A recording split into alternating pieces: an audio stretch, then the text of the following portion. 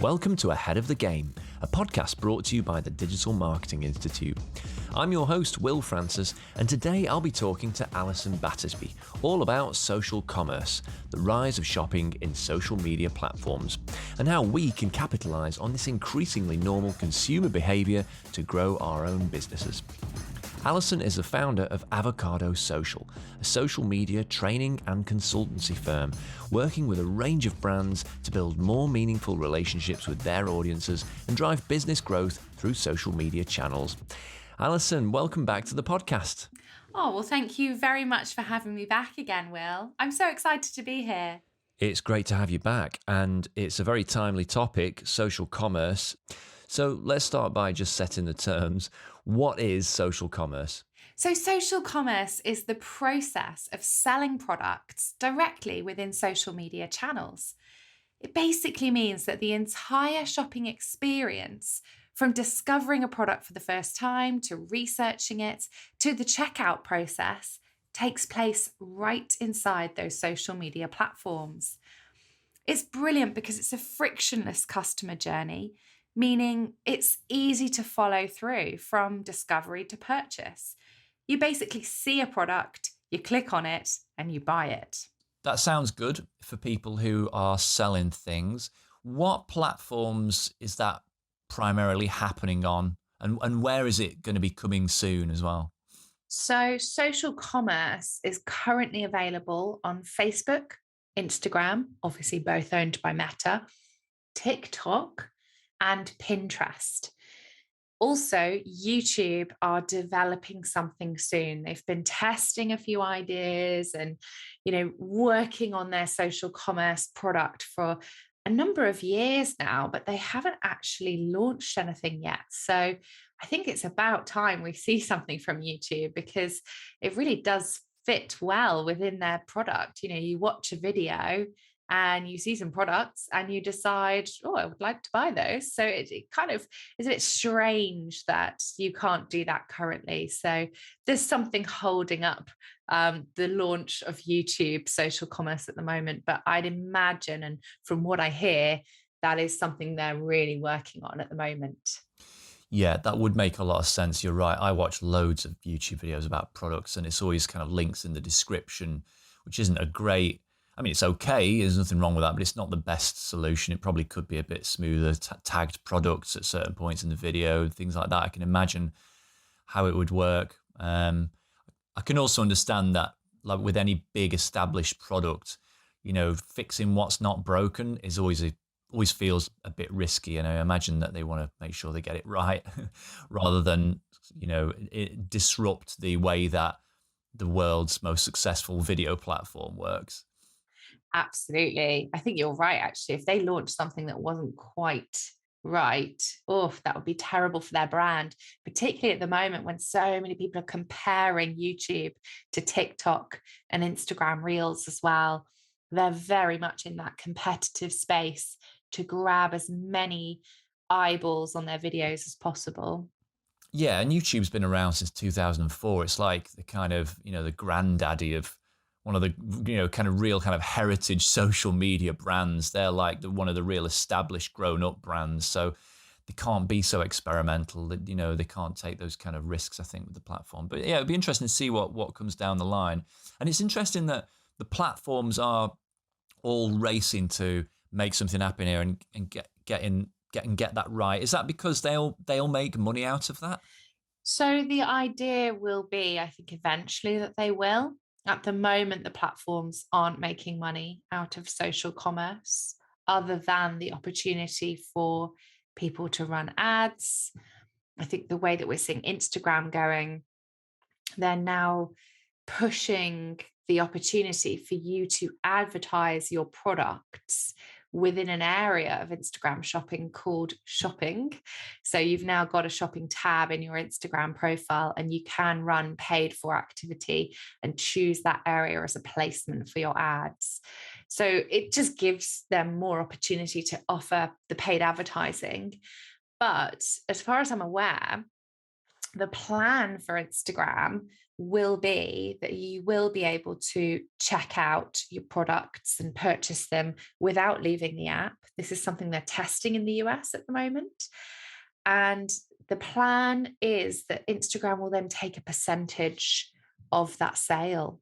So they're thinking about creating some revenue from actually the purchases that they are able to assist on the app. Um, that has been in testing for over a year now in the US. There isn't an update from Instagram as to whether that's going to expand to other countries yet. And they're testing it with around 25 retailers. Some of the big ones, H&M, Kim Kardashian's brands, ones that where they are selling products that really do lend themselves well to purchases on Instagram. So we're kind of in an area right now where we're watching this space to see what happens. But the other platforms I mentioned, TikTok, Pinterest, aren't, looking currently at direct ways to monetize this other than the paid advertising. Yeah, okay, that's interesting. So it won't be a kind of like the App Store model where it's 30% of everything you sell goes to the platform. It's more that they see this as just giving us more reasons to spend money on ads. And that is happening. I mean, that's been happening for a while, hasn't it? Kind of product-based ads. And they're popular because they work as a good way to promote products, but also B, they it allows people to produce a lot of automated advertising where the product catalog is just a feed from which a load of automated ads are produced, right? Yeah, absolutely. And from the stats I'm reading about social media advertising, everyone is looking to increase their budgets in advertising over the next couple of years. I think the latest stat I saw, which was from the Hootsuite Social Trends report, where they interviewed 18,000 plus marketers, over half of them said they're looking to increase their paid advertising spend this year alone. So 51%. And even just, in the last couple of years with the pandemic, that's happened.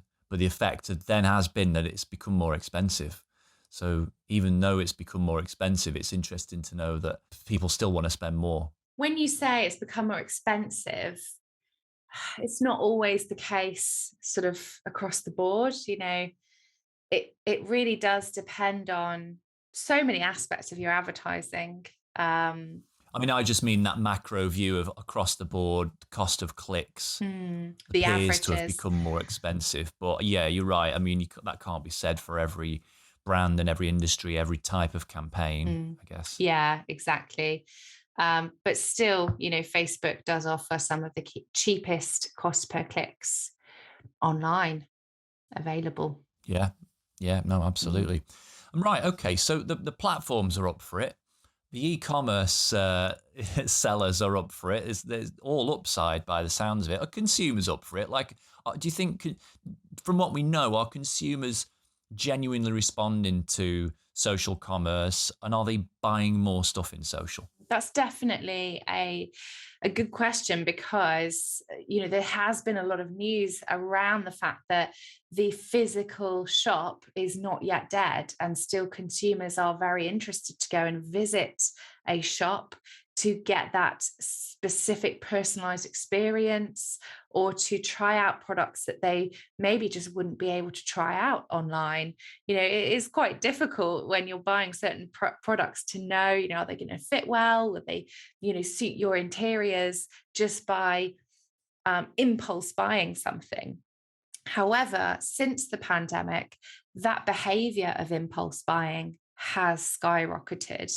And some of the stats that have come out around how many of us are now buying products simply to improve our emotions because of, difficult periods that we're going through in the world.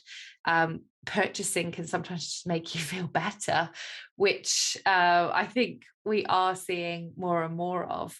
In terms of the stats, the early stats are telling us that social commerce, yeah, it is increasing in terms of the sales, and people are getting more used to the way that it actually works as well. So I think more of us are exploring that shopping tab in Instagram, for example. Well, I suppose it's like if you look at the trajectory of the last 20 years of people buying stuff online, I remember a time not so long ago when having meetings about whether people would ever buy anything on a mobile phone. Only talking about that 7 or 8 years ago. Like, well, people don't buy stuff on their phone. They don't trust it. They need to be sat at their computer at home, properly thinking about it, seeing that the site's secure, that it's all legit. And that's a thing of the past. And similarly, now we're moving into a place where, people are just happy to one tap a product, just tap a buy button in Instagram and know that it's on its way to them, and that Instagram's already got their debit card details, their address, and it's about just that shifting of consumer expectations and what people are comfortable with, really. Definitely. And the pandemic has changed so much of that, hasn't it? People who weren't even trusting an online grocery order are now, you know, doing online grocery orders with no plans to go back in store. In terms of the US market, so I can see stats in the US that in 2020, social commerce buyers grew to 80 million. And it's anticipated that this year, 2022, that will increase to 96 million in the US. So yeah, it's on the rise. And an 8 in 10 US businesses anticipate selling on social media within the next 3 years. So it's something which businesses are planning for as well. Well, that's true, and it's an obvious thing to say. It's been said a million times, but yeah, clearly what happened in the last 2 years is that any business that wasn't selling its stuff online has, realized that that was really important to sort out and get on with. But it doesn't work for every business, does it? Because there are certain businesses that can't use social commerce. Just tell us quickly about that. Yes. So each of the social media platforms does have its own set of policies and guidelines, which unfortunately means that it's not smooth sailing for every single business. There are some of the obvious ones that you can't sell, alcohol, for example, they're not allowing you to sell on many of the social media sites, all of them, in fact. Um, Soft products, like with what I do, like selling tickets to workshops. You can't do that. You can't use social commerce, which is quite frustrating for perfectly legitimate, non-physical product businesses. Definitely. So they are a bit funny about digital products, like you say, of ticketed events and also subscriptions as well. So many of the social media platforms don't allow you to sell these items. And the other area which I tend to get a lot of headaches within is healthcare. So they are not allowing you to promote healthcare products and services, which you think, okay, yeah, I get it. Prescription medicine, you shouldn't be able to buy that on Instagram. But they are being so sensitive around this that even products like a client of mine was selling some matcha tea, some specific tea, and that got banned because it was seen as a healthcare product that was, making promises about your health. Yeah, and I suppose beauty products, there's plenty of those that might fall into that category, kind of, creams and lotions and things. That's it. I get it. There were a lot of scam products, particularly around the beginning of the pandemic, that were claiming to, cure COVID, etc. But it is very frustrating if you're a legitimate business selling healthcare products or products that you don't even see as healthcare, but Instagram or Facebook does.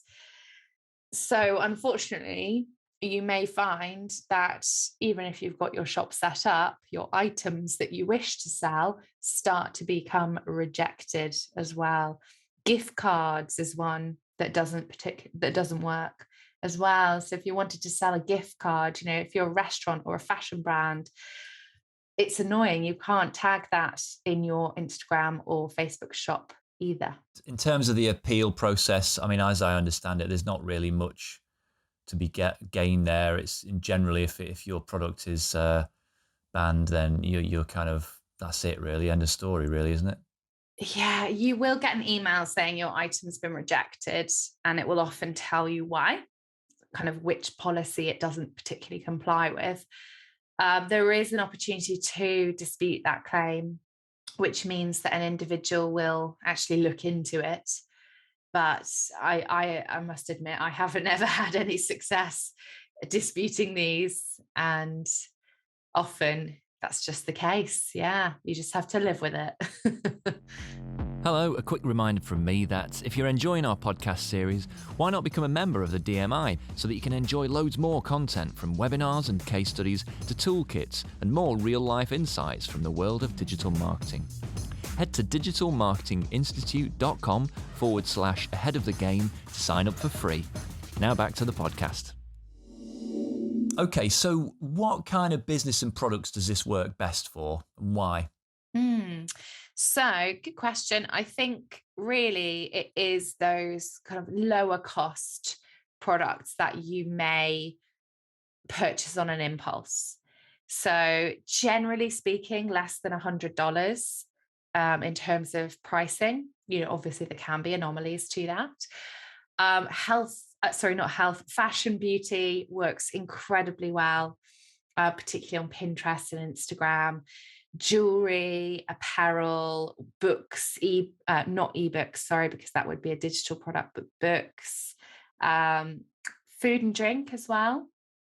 So obviously alcohol banned, but people might be buying some nice seltzers, which are very popular at the moment on Instagram, or some peanut butter or something like that. You could obviously sell via your Instagram channel. Video games and video game accessories, home and garden, lifestyle products, home interior products. So quite a wide range of things, really. What it doesn't work for is what we've said, services. So very, very difficult if you're a B2B brand, a business to business brand, looking to sell your products and services via social commerce. I would say this isn't really the place to be doing it. You'd want to be thinking more about your strategy on LinkedIn, Twitter. Instagram does work for B2B, but in a different way. You've got to be offering some sort of value through your content rather than relying on tagging items in a shop. Yeah, I mean, it sounds to me, the way you've described that slew of products that work well, they're kind of, they're things that I would want rather than need. They sound like aspirational products, the kind of things that would jump out at me and say, "Oh, I'd really like that." It's not going to be stuff that's essentials. It is like say things for home and garden, things for what one's to wear oneself or to gift to others. Those kind of nice little extras in life that are, like you say, sub $100. Often I imagine a lot of them more down even the lower end, $20-$30 type purchases. Yeah, definitely. And so much of that will be driven by you seeing someone else has got it, right? An influencer, a friend. Yeah. Not necessarily the brand itself promoting that. Well, tell me about that. When using the catalog to drive ads, is it better to just show product shots, or is it better to show kind of lifestyle shots, maybe even influencer shots? Like, what's the best way to actually display your wares using social commerce?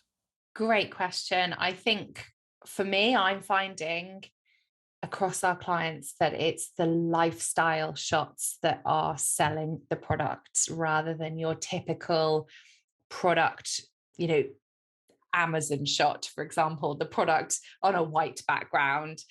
I try and avoid that. People want to be able to picture how your product can be used in the home, in situation. Also, you mentioned user-generated content or influencers creating content.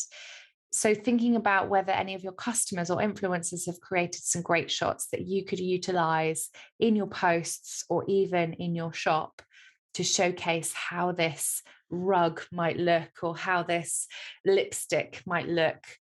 And that really does help with purchase motivation, because it is that sort of, that social power of someone else having this product. It works well for them. They're recommending it. It's authentic. They trust it. And therefore, it increases your own trust and opinion of that product as well. Yeah, and that mirrors a big shift I've seen in the last year or two to brands posting less of their own content and more UGC and influencer content, and relying, in some cases for some brands, really heavily on that. If you look at, there's a brand in the UK, one of the biggest restaurant chains, Wagamama. I mean, almost all of their content now is UGC, because they've realized there's no need to create your own content. You don't need to. And I can imagine for similar reasons why that works well in ads. And it's hard to talk about this without using, words like authentic and what have you, but it's more authentic, and it feels more real, and we can just picture ourselves there using the product ourselves, and we feel it's just much more likely to actually engage with that product and ultimately buy it, I think. Yeah, absolutely.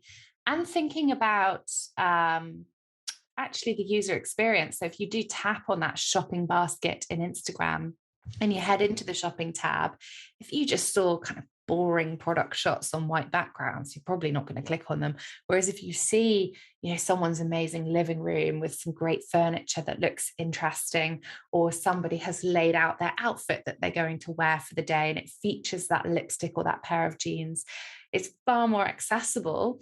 So you're probably going to click on that and explore that rather than the standard product shot photo that we're used to seeing.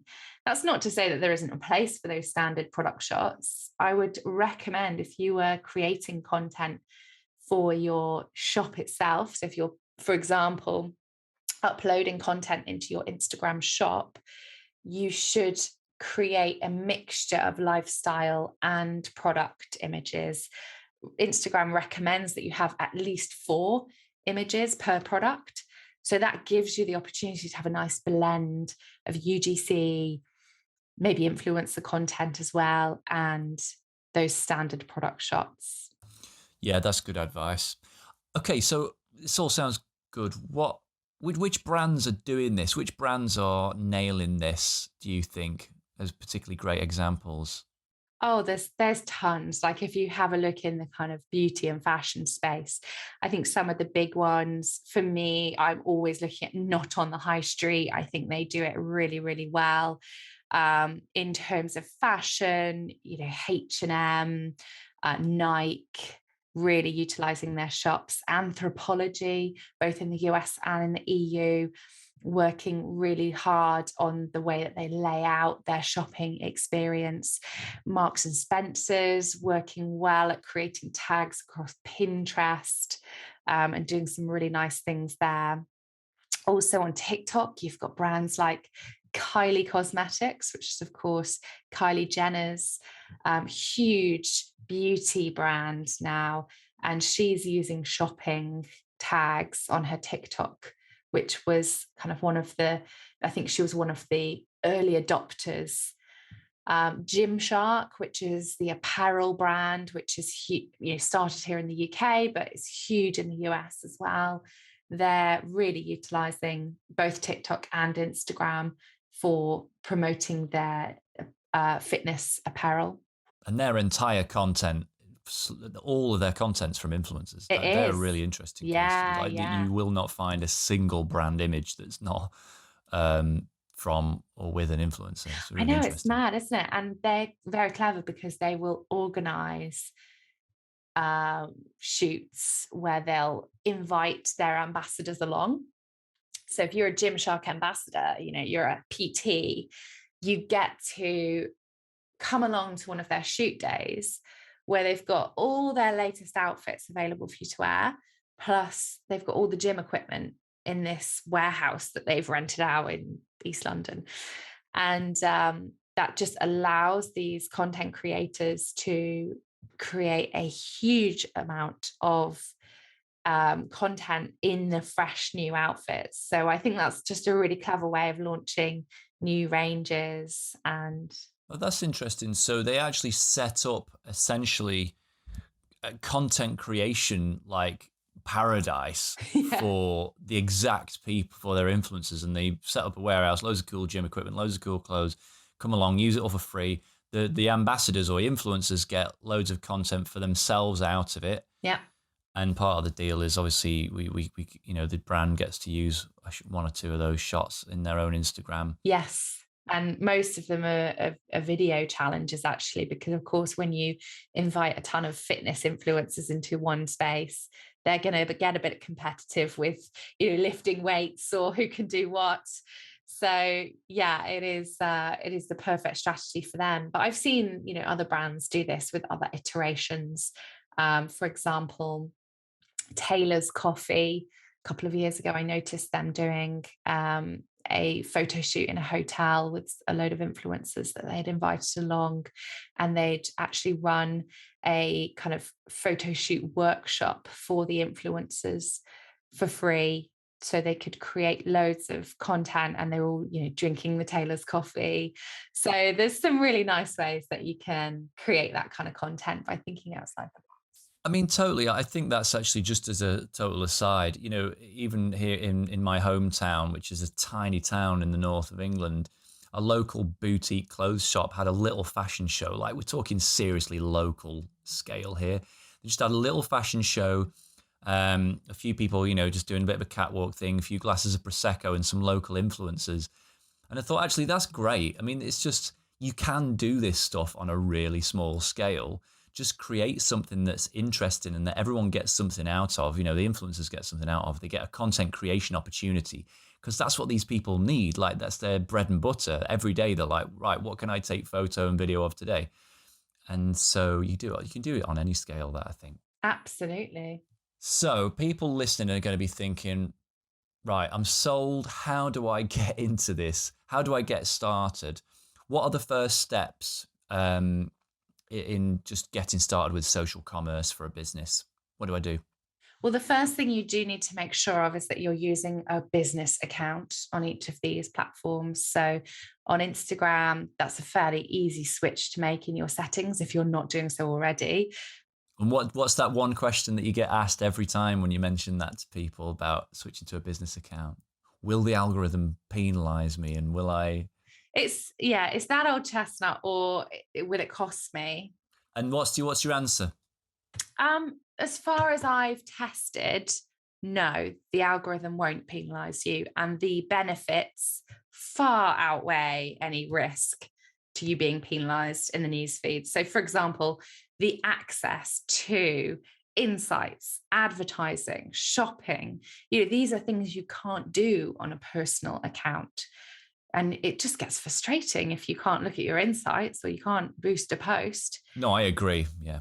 Yeah. What do you think? Well, have you seen anyone being penalized for switching? No. No. And I sort of think, I think with these kind of things, that are sort of these sort of semi-conspiracy theories, I think, look, the reputational damage to Instagram, if it was ever found out, if anybody could prove that was the case, the reputational damage to Instagram as a platform, it wouldn't be worth it. It just wouldn't be worth it for them. So the incentives aren't there for them to penalize people switching to business. They want people who are businesses to switch to being businesses, spend loads of money on ads, and improve Instagram's bottom line. So why would they jeopardize that? It just doesn't make sense. So that's my answer to people. But okay, so yeah, switch to a business profile. And then what's the next step? Some sort of getting involved with your product feeds. Yeah, so there's a couple of ways that you can get your product feed from your website across to the social platform. On Instagram and Facebook, it's called a catalog. So you can upload a catalog that already exists on a partner platform like Shopify, or maybe you use BigCommerce, WooCommerce. So there's some of the big ones that you may have heard of, but there's actually a long, long list of platforms that they do support as a partner. So you would set up your catalog in a section of Facebook Business Manager, which is called Commerce Manager. So if you're using Facebook Business Manager, or as it's now been renamed, the Meta Business Suite, you can log in, find your Commerce Manager section, head to that, and that's where you can set up your catalog, which can be created using this data source from Shopify, for example. So there'll be a long list of partners you can select from. Now, if you're not using a data source, don't worry. You can upload a catalog manually. Obviously, this is going to take a little bit of time because you're going to have to start uploading each product one by one, giving it a name, giving it a description, giving it a price, uploading 4 images.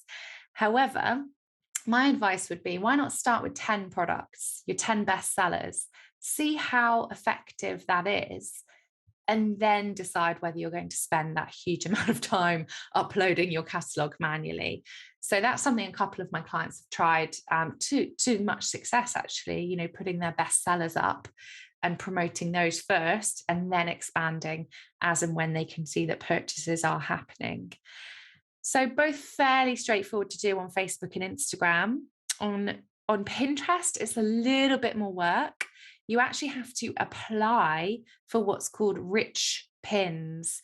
So rich pins is a service which Pinterest offers, which has a number of different benefits to it. Once you have access to rich pins, you can add pricing details to your pins, you can add recipes, you can add even more information into your pins.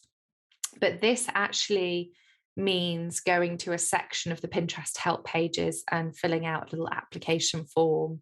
And once you get applied or approved, you then need to put a little bit of code on your website. And that means that Pinterest will be able to read all of the up-to-date information on your website around pricing, around which products are sold out, which ones are still available. So yes, it's a bit of setup work, but it pays off because in the end, you won't have to end up updating prices and availability because it's all updated for you automatically.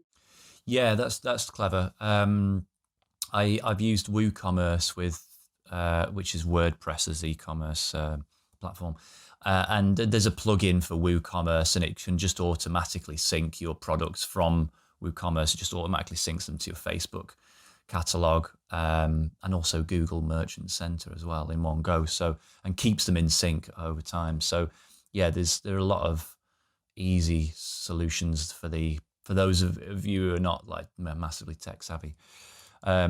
Okay, yeah, that sounds like a good start.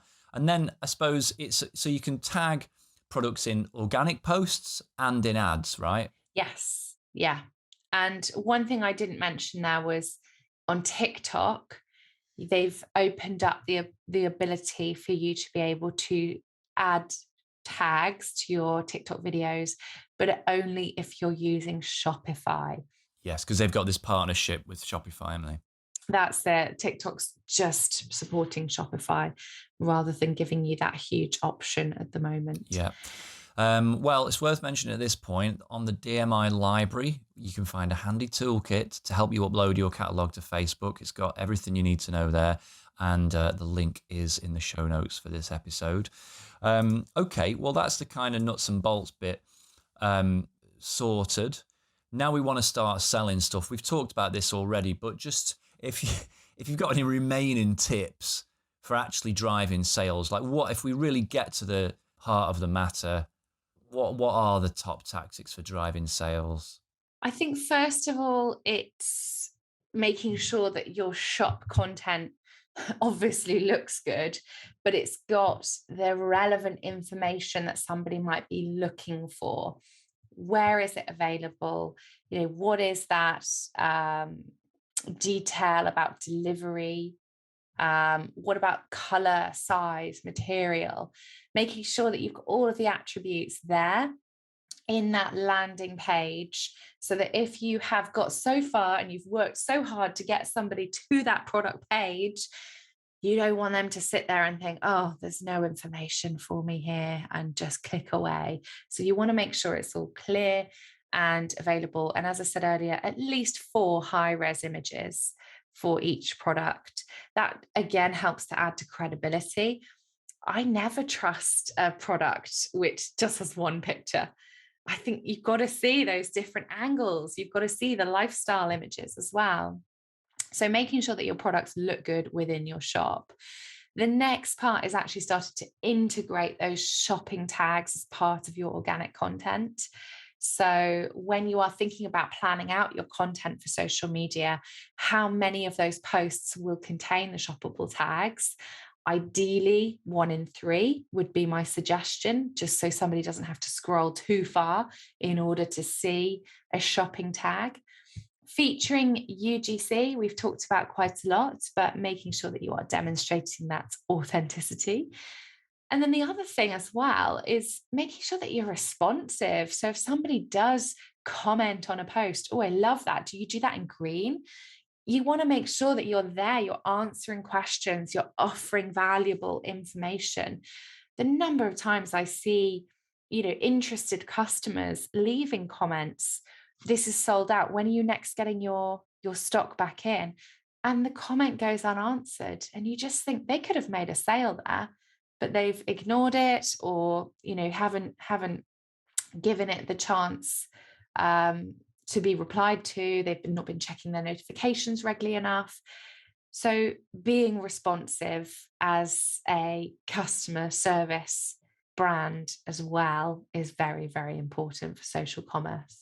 I know we've talked about it a bit already, but what role can influencers play in this, and how can they, thinking about kind of brand partnership functionality on Instagram? I mean, is there any other kind of ways that influencers can help us drive results in social commerce?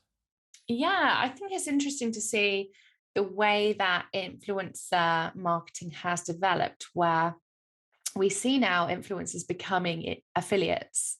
So making their own payment, their own money, their own revenue off promoting a certain product. And I think that works really well for motivating the influencers to create the best content for the brand possible and to mention them multiple times. So I follow quite a lot of fashion and lifestyle influencers, and you do trust them when they are affiliates, because you know that they have only agreed to be an affiliate to a brand that they truly believe in, or you'd hope that they would.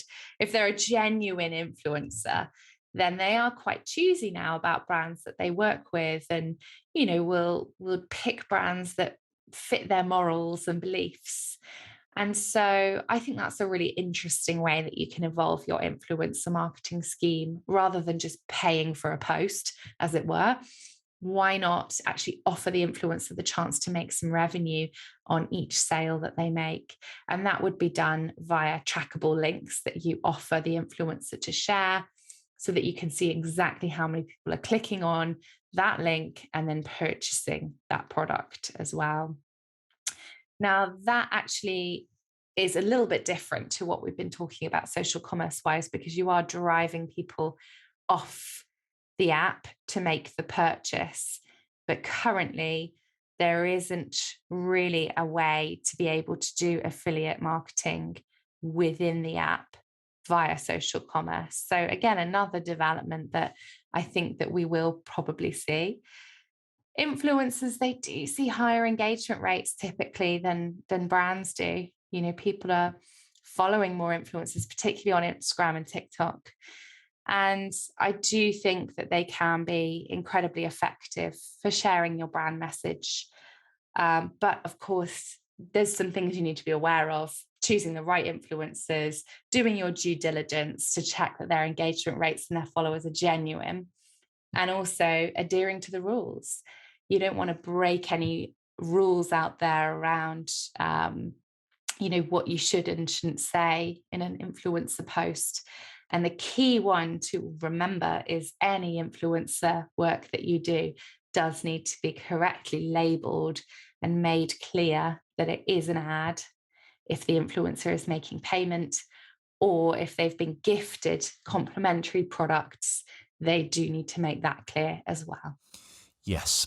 And just to be clear, influencers can't tag your products in their post in the way that you can. Influencers can't draw on that catalog powered functionality, right? It's only you that can tag your products in your posts as the brand. Yeah, that is currently the case, but I am wondering whether that will change. Yeah, and in terms of just using influencers, like what are we paying for? And what are you saying? Are we saying that we are paying influencers, but also offering them some sort of kickback if they drive sales as well? Yeah, so I think really it does need to be kind of dealt with on a case by case basis, depending on how powerful that influencer is. The larger influencers, yes, they probably will require payment as well as product. But if you think the opportunity is there, ask them for some case studies of previous brands that they've worked with. Look, ask them to share their stats. You're well entitled to see this if you're planning on paying them.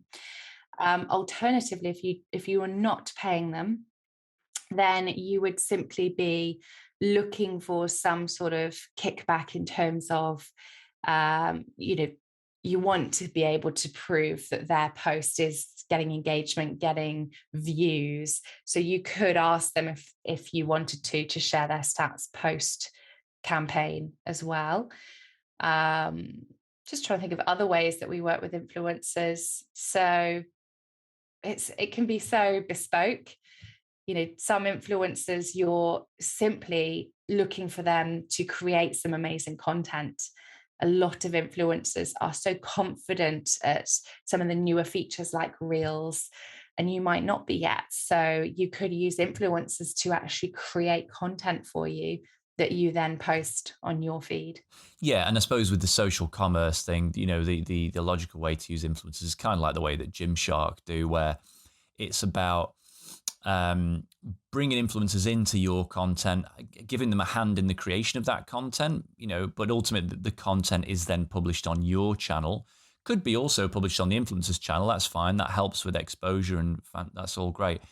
But we're using content that's essentially it's driven and created by influencers, and so it just looks better. It looks more appealing, and we've got our products tagged in it, and it goes out from our channel. I suppose that's the logical way to do it, and then we're kind of paying the influencers for the content creation as much as anything.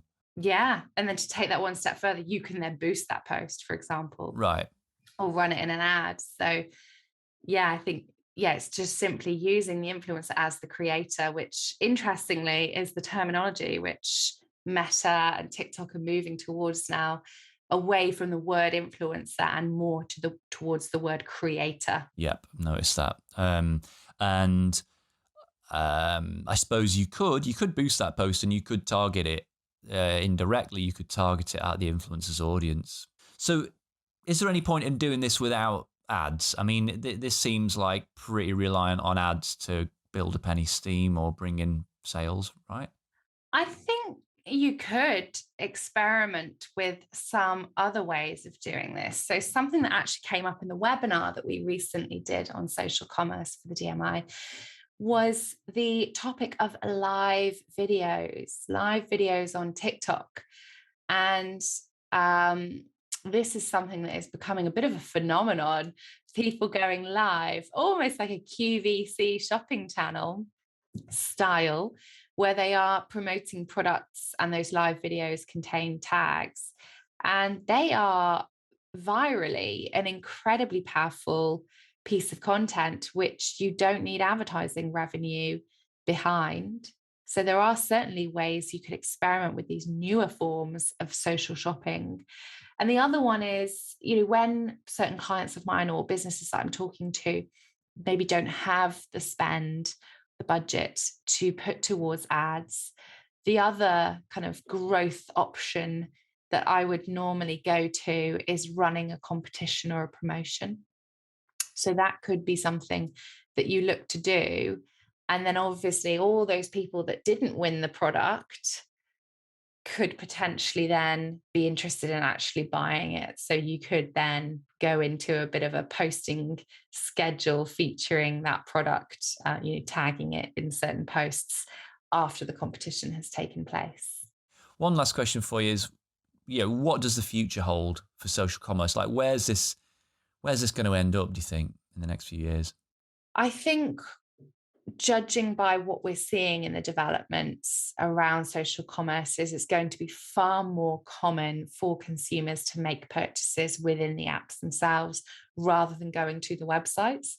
I'm not saying websites will be dead. I think there's still a very large section of the population who will want that credibility of going to a website.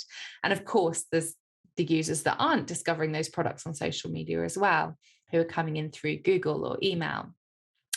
I think we'll see more of that. And also, I think there'll be a huge development with this live video tagging. So YouTube, I expect, will launch the ability to tag in products within live video. I think Instagram will go that way. TikTok's already doing it. So using video as a way to promote your products is an area which I'm really interested in to see how that will expand. Well, look, our time is up, I'm afraid, but that's very interesting. Very, very interesting. And just to remind listeners again, you can also go and watch the webinar on the DMI library that Alison presented a few weeks ago, which has some visual slides as well to kind of bring this stuff to life. So there's a link to that in the show notes as well. Well, Alison, thanks so much. Actually, one last thing, just remind our listeners where they can find and connect with you online. Of course. So my website is avocadosocial.com. I'm Avocado Social on most of the social media platforms, but I also do run a Facebook group as well, which is for social media marketers, almost 5,000 people in the group now. So if you'd like to come along and share some ideas and tips and just get involved in some chat around social media, you can find that by searching for Avocado Social Media Hub on Facebook, and that's completely free to join. We will do, and I recommend that. I am a member, and it's great. People ask lots of really interesting questions about issues they're having with social media marketing. You drop in from time to time announcing kind of new features that you've spotted in apps and platforms. It's great. It's a really good place to learn and share. So I can recommend that as well. Well, thanks so much, Alison. I really appreciate your time and your insight, and hope to chat to you again soon. Fantastic. Thanks for having me. If you enjoyed this episode, subscribe wherever you get your podcasts. And for more information about transforming your marketing career through certified online training, head to digitalmarketinginstitute.com. Thanks for listening.